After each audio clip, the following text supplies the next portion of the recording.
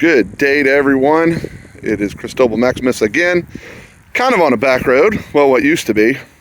I am in Oldham County, Kentucky at the Buckner family cemetery located in Buckner, Kentucky.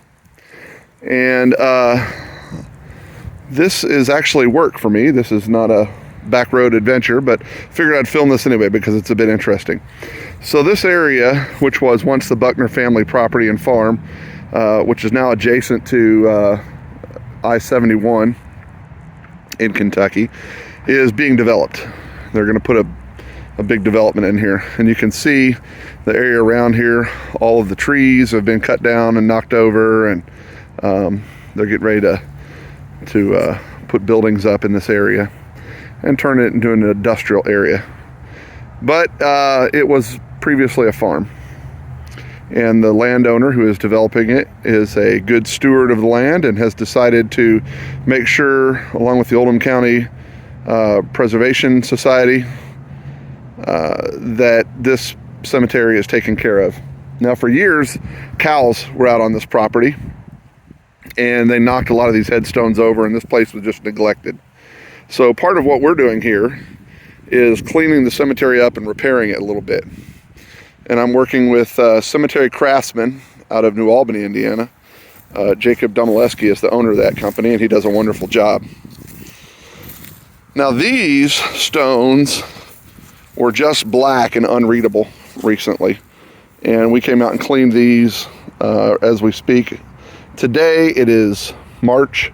I cleaned these with another group of people last winter, early in the winter.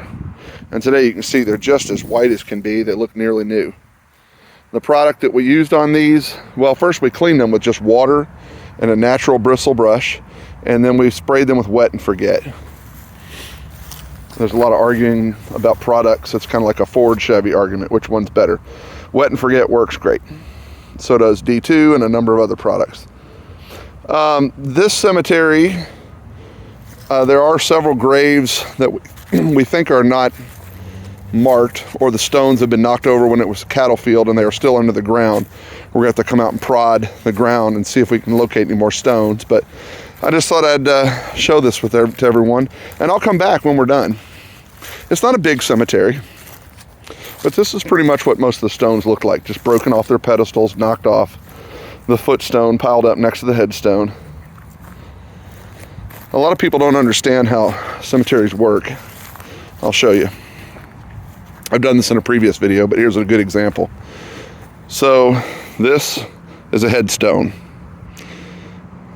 This is a footstone. A lot of people think these markers are for children and they just have initials on them, but that's not really the case. So I'll show you, like on this one here. Let's see, this is an easy one to find. So we have Coleman Buckner here. Coleman's stone, I think, is next to be put back together. And on the video I'll follow this up with, it'll be nice and repaired, and we'll clean it up and be nice and white. Anyway, back to my point. This is Coleman Buckner stone. That's his headstone. And then this, the initials on this small stone are CB, Coleman Buckner. So if you look between the stones, Coleman Buckner's actual resting place is right here, between the stones. There are several in this cemetery that we don't have markers for, just field stones. So here's a field stone here and one here. So someone is buried here. We don't know who. No records exist, but we do know there are burials here. But as you can see, the same applies here. Footstone, headstone. Footstone, headstone. Over here, all there's left is just a little bit of stone where the cows trampled and broke it, but same story.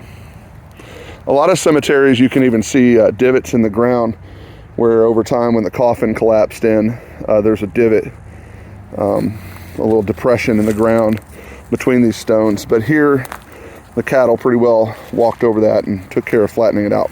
So that's not an issue. We do know there are other stones here. I've probed a little bit. You can see how well these are defined in a line, straight line. and same with the footstones, and they're all evenly spaced. So before we started doing anything, I did come out with a probe and went this way, and if you continue the straight line and going out that way and you probe, you'll feel stones under the ground. Same with the footstones, and you have a line of them here, and you can run a string and run a line, and you'll find other stones under the ground in a perfectly straight line here. We just haven't dug them up yet. You have to be really careful when you're doing that so you don't damage them further. You can't just come out with a shovel and start going at it. So that process takes a while. Jacob's doing a wonderful job so far with repairing the stones that are here, getting them set up right, so and put back together. They were all broken to pieces. It's a slow process. He can get to a couple a day, but it's several hours of work to put these back together for each one, and then they'll be cleaned, so that's going to take time as well. Anyway, I hope you found this a little bit interesting. I'll make a follow-up video once this is completed, and everyone can see the difference from before and after. And maybe in a year after this is all said and done, and they've got a bunch of buildings around here, I'll come back and do another story, and you can see how much things have changed. And I just wanted to thank the landowner for this property, for being a good steward of the land and making sure this gets taken care of. Back in the past, and there's laws against it now, but in the past a lot of developers would just bulldoze over these areas and think nothing more of it. And this gentleman did it the ethical way. Have a great day.